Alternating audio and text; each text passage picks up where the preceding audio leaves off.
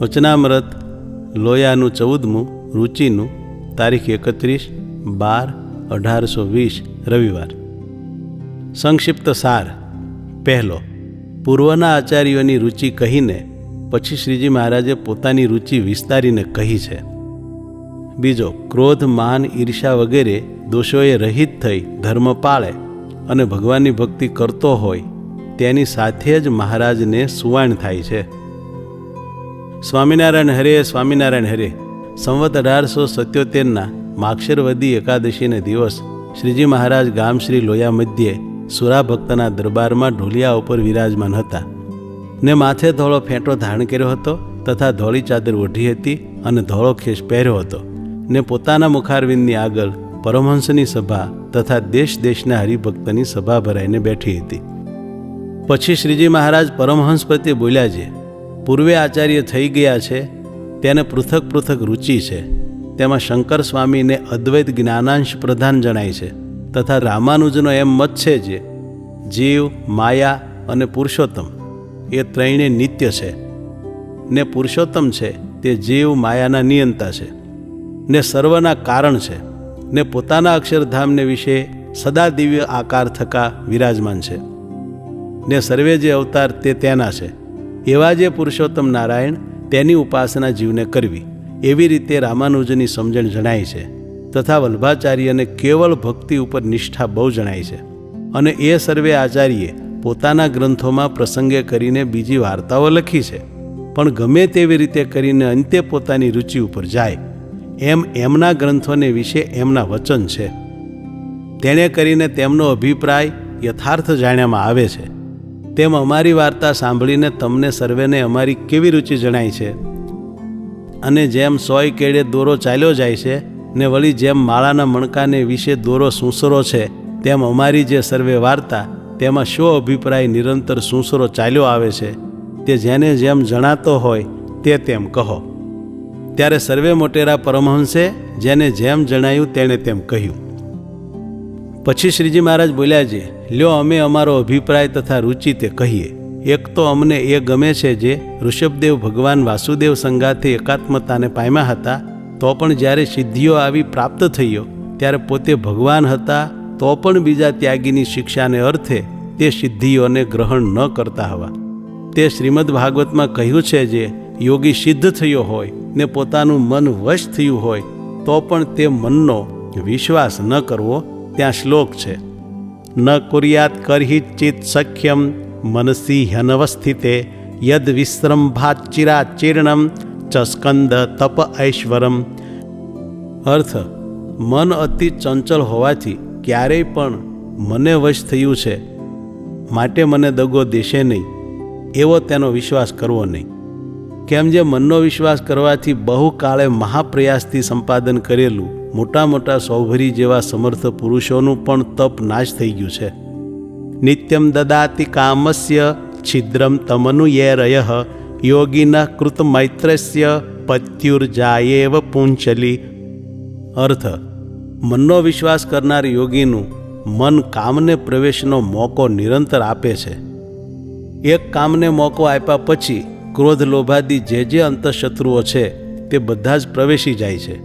જેમ વિશ્વાસ કરનારા પતિનો પુંચલી સ્ત્રી વ્યભિચારી પુરુષને મોકો આપીને ઘાત કરાવે છે તેમ મન પણ કામાદિકથી યોગીને ભ્રષ્ટ કરે છે. એવી રીતે જે મનનો વિશ્વાસ ન કરે તેવો ત્યાગ અમને ગમે છે તથા અમારા મનમાં શ્વેતદીપ તથા બદ્રિકા આશ્રમ જેવા ગમે છે તેવા બીજા લોક ગમતા નથી. અને એમ મનમાં રહે છે જે શ્વેતદીપને વિશે તથા બદ્રિકા આશ્રમને વિશે જઈને નિરન્નપણે રહ્યા થકા તપ કરીએ તે બહુ સારું લાગે. પણ બીજા લોકમાં અનેક પ્રકારના વૈભવ ભોગવવા તે નથી ગમતા. તથા ભગવાનના જે ઘણા અવતાર થયા છે તેને એમ જાણીએ છીએ જે એ સર્વે અવતાર નારાયણના છે તો પણ તે અવતારમાં ઋષભદેવજી બહુ ગમે તથા તેથી ઉતરતા કપિલજી તથા દત્તાત્રેય એ બે સરખા જણાય છે. અને એ ત્રણેય અવતાર કરતાં કોટી ઘણું શ્રીકૃષ્ણને વિશે અમારે હેત છે. અને એમ જાણીએ છીએ જે બીજા સર્વે અવતાર કરતાં આ અવતાર બહુ મોટો થયો ને બહુ સમર્થ છે અને એમાં અવતાર અવતારી એવો ભેદ નથી જણાતો. અને બીજા જે મત્સ્ય કચ્છાદિક ભગવાનના અવતાર છે પણ તેમાં અમારી અતિ રુચિ નથી. અને આવી રીતે તો અમારે ઉપાસના છે જે સર્વેથી પર એક મોટો તેજનો સમૂહ છે. તે તેજનો સમૂહ અધો ઉર્ધ્વ તથા ચારે કોરે પ્રમાણે રહિત છે ને અનંત છે. અને તે તેજના સમૂહના મધ્ય ભાગને વિશે એક મોટું સિંહાસન છે ને તેની ઉપર દિવ્ય મૂર્તિ એવા જે શ્રી નારાયણ પુરુષોત્તમ ભગવાન તે બિરાજમાન છે. ને તે સિંહાસનને ચારે કોરે અનંત કોટી મુક્ત બેઠા થકા તે નારાયણના દર્શન કરે છે. એવા જે મુક્તે સહિત શ્રી નારાયણ તેને અમે નિરંતર દેખીએ છીએ. અને તે ભગવાનને વિશે તેજનું અતિશયપણું છે. તેણે કરીને જ્યારે એ સભા સહિત તે ભગવાનના દર્શન નથી થતા ત્યારે અમને અતિશય કષ્ટ થાય છે.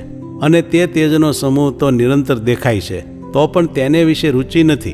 અને ભગવાનની મૂર્તિના દર્શને કરીને જ અતિ સુખ થાય છે. અમારે એવી રીતે ઉપાસના છે. અને એ ભગવાનને વિશે ભક્તિ તો જેવી ગોપીઓને હતી તેવી ગમે છે. તે સારું અમે સૌ માણસને જોતા રહીએ છીએ જે કોઈ કામી સ્ત્રી હોય તેને પુરુષને વિશે જેવું હેત હોય તથા કામી પુરુષને સ્ત્રીને વિશે જેવું હેત હોય તેને દેખીને એમ થાય છે એવું હેત આપણે ભગવાનમાં હોય તો ઠીક. તથા કોઈકને પુત્રમાં ધનમાં બહુ હેત જણાય તેને દેખીને એમ થાય છે એવું હેત આપણે ભગવાનમાં હોય તો ઠીક. તથા કોઈ ગાતો હોય તો તેને સાંભળીને તેને પાસે કોઈ માણસને મોકલીએ અથવા અમે પંડે એની પાસે જઈએ ને જાણીએ જે એ બહુ ઠીક કરે છે. અને અમારે સુવાણ તો એવા સાથે થાય છે જે જેમાં કામ, ક્રોધ, લોભ, સ્વાદ, સ્નેહ, માન, ઈર્ષ્યા, દંભ, કપટ ઇત્યાદિ દોષ ન હોય. ને ધર્મશાસ્ત્રમાં કહ્યું છે એવી રીતે ધર્મ પાળતો હોય ને ભગવાનની ભક્તિએ યુક્ત હોય તે સાથે જ અમારે બેઠા ઉઠ્યાની સુવાણ થાય છે. અને એવો ન હોય ને તે અમારે ભેગો રહેતો હોય તો પણ તેની સાથે સુવાણ થાય નહીં. તેની તો ઉપેક્ષા રહે છે. અને મોરે તો અમારે કામી ઉપર બહુ અભાવ રહેતો અને હવે તો ક્રોધ, માન, ઈર્ષ્યા એ ત્રણ જેમાં હોય તે ઉપર બહુ અભાવ રહે છે. કાં જે કામી હોય તે તો ગ્રસ્તની પેઠે નિર્માની થઈને સત્સંગમાં પડ્યો રહે છે. અને જેમાં ક્રોધ, માન, ઈર્ષ્યા હોય છે તે તો સત્સંગમાંથી જરૂર પાછા પડી જતા દેખાય છે. માટે એ ત્રણ ઉપર બહુ ખેદ રહે છે. તે માનતે શું તો જે માની હોય તેને પોતાથી મોટો હોય તેની આગળ પણ સ્તબ્ધપણું રહે પણ તેની આગળ હલકો થઈને તેની સેવામાં વર્તાય નહીં. અને એ સર્વે જે અમારો અભિપ્રાય તે થોડાકમાં લ્યો કહીએ જે જેવી રીતે શંકર સ્વામીએ અદ્વૈત બ્રહ્મનું પ્રતિપાદન કર્યું છે તેને વિશે તો અમારે રુચિ નથી. તથા રામાનુજ સ્વામીએ જેવી રીતે ક્ષર અક્ષર થકી પર જે પુરુષોત્તમ ભગવાન તેનું નિરૂપણ કર્યું છે તે પુરુષોત્તમ ભગવાનને વિશે તો અમારે ઉપાસના છે. તથા ગોપીઓના જેવી તો એ પુરુષોત્તમ ભગવાનને વિશે અમારે ભક્તિ છે. તથા સુખજીના જેવો તથા જળભરતના જેવો તો અમારે વૈરાગ્ય છે ને આત્મનિષ્ઠા છે. એવી રીતે અમારો અભિપ્રાય તથા રુચિ છે તે અમારી વાર્તાએ કરીને તથા અમે માન્યા જે અમારા સંપ્રદાયના ગ્રંથ તેણે કરીને જો પૂર્વાપર વિચારીને જુએ તો જે બુદ્ધિમાન હોય તેના જાણ્યામાં આવે છે. એવી રીતે પોતાના ભક્તજનની શિક્ષાને અર્થે શ્રીજી મહારાજે વાર્તા કરી ને પોતે તો સાક્ષાત પુરુષોત્તમ નારાયણ છે. ઇતિ વચનામૃતમ લોયાનું 14મું થયું.